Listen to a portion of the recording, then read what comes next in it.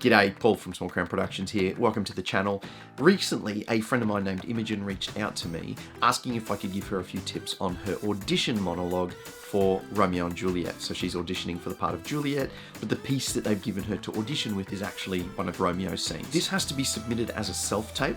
So this video actually contains some initial feedback that I gave her around the first take that she sent me, and then the end of the video is actually the final piece that we recorded after we'd workshopped it over a couple of Zoom sessions with her. And although it is specific to this audition piece, the concepts in it are universal, so if you're preparing an audition monologue, they will be useful to you as well. It also contains a couple of tips about doing it as a self-tape. So let's get into it.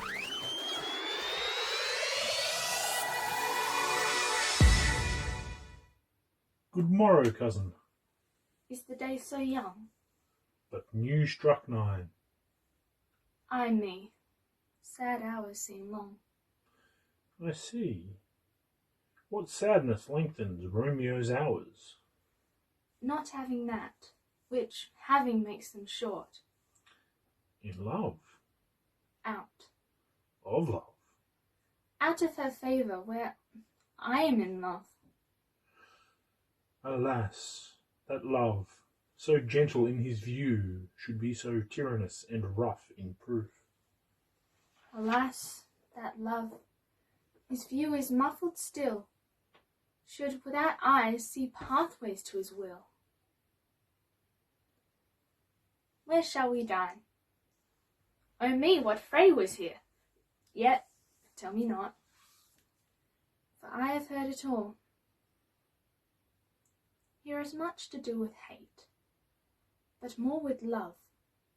Why then, O brawling love, O loving hate, O anything of nothing first create, O heavy lightness, serious vanity, misshapen chaos of well-seeming forms. This love feel I, that feel no love in this. Dost thou not laugh? No, 'cause I rather weep Good heart, at what? at thy good heart's oppression. Why, such is love's transgression. Love is a smoke, raised with the fume of sighs, being purged a fire sparkling in lovers' eyes. Being vexed to see, nourished with lovers' tears. What is it else? A madness most discreet, a choking gall, and a preserving sweet.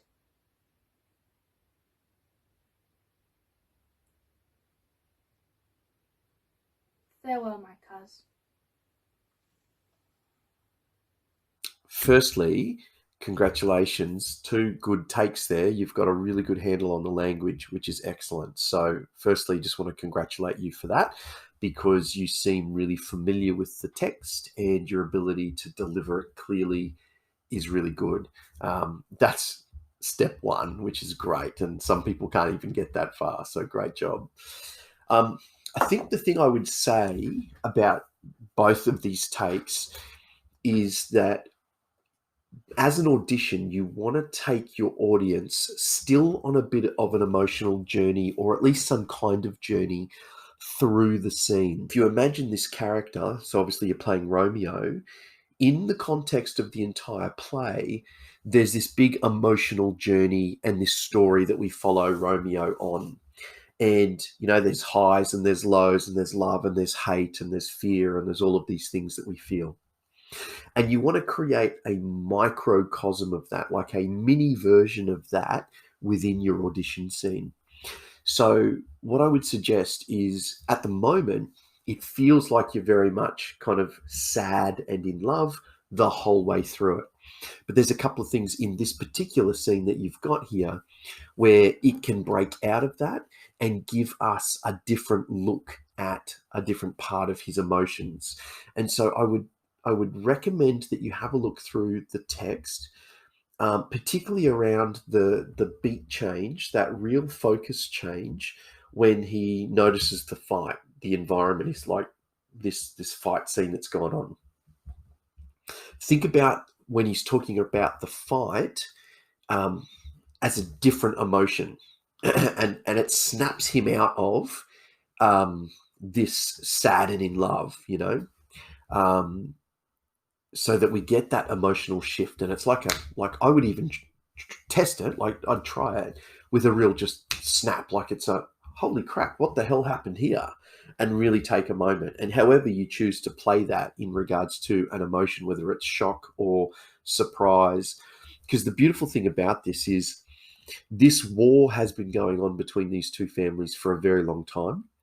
And so his line when he says, "Oh, don't even tell me, I know what this is about," he's referring back to that feud. So you want to connect some of these thoughts and emotions back to the history of what these families are going through. Maybe you start sad and then you get frustrated by the fact that this has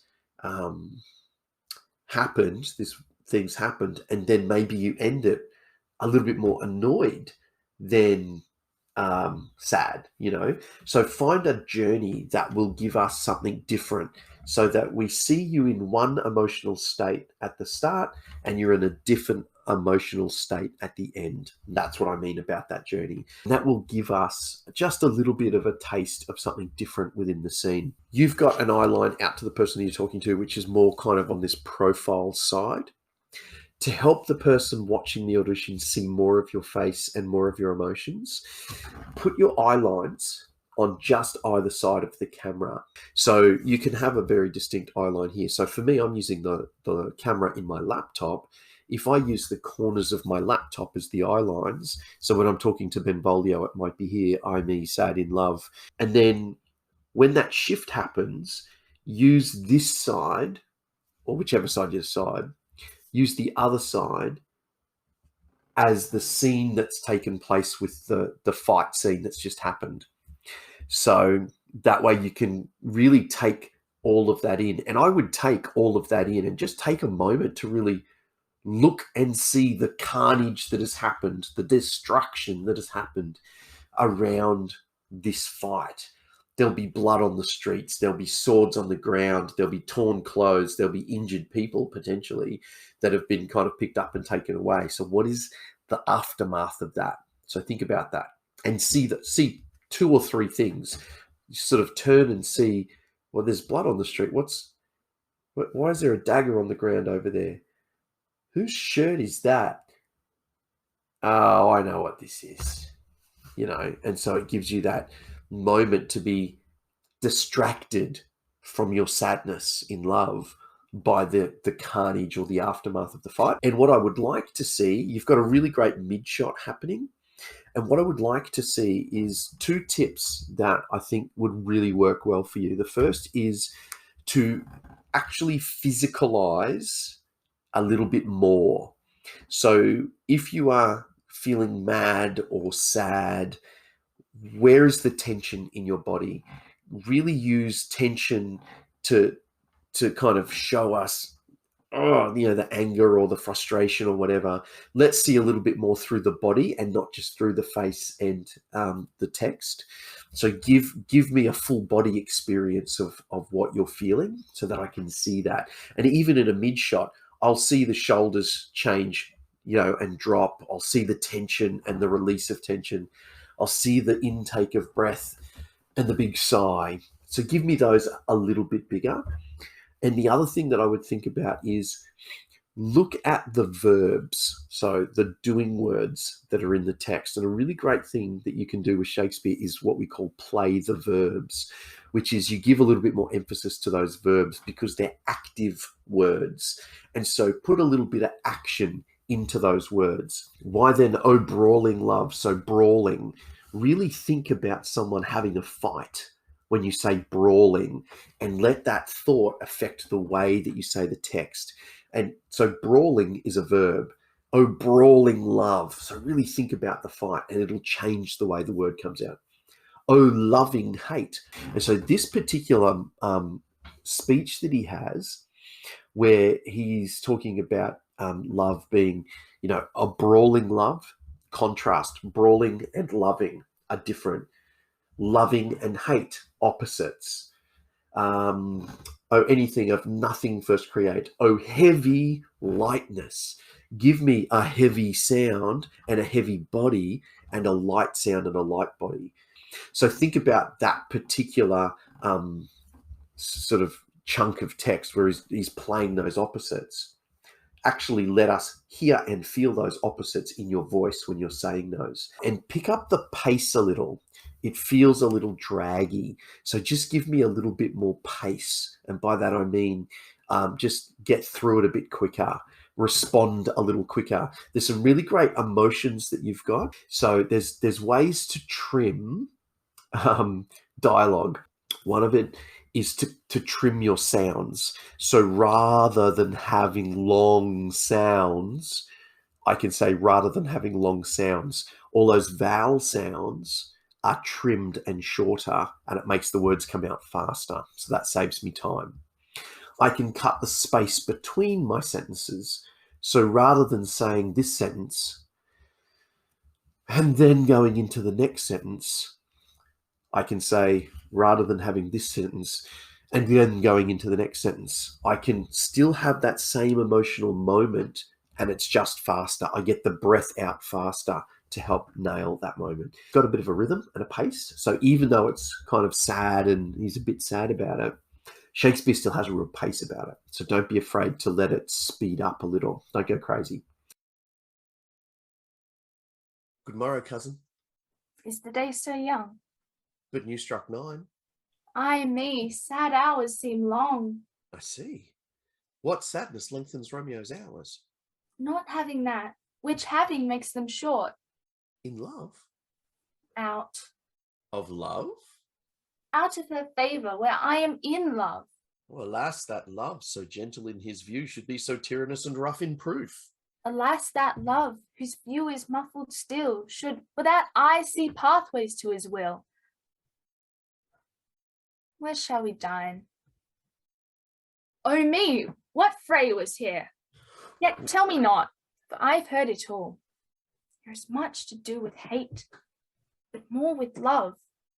Why then, O brawling love, O loving hate, O anything of nothing first create, O heavy lightness, serious vanity, misshapen chaos of well-seeming forms, this love feel I, that feel no love in this. Dost thou not laugh? Oh, no, cuz, I rather weep. Good heart at what? At thy good heart's oppression. Why, such is love's transgression. Love is a smoke, raised with the fume of sighs, being purged a fire sparkling in lover's eyes, being vexed a sea nourished with lover's tears. What is it else? A madness most discreet, a choking gall, and a preserving sweet. Farewell, my coz.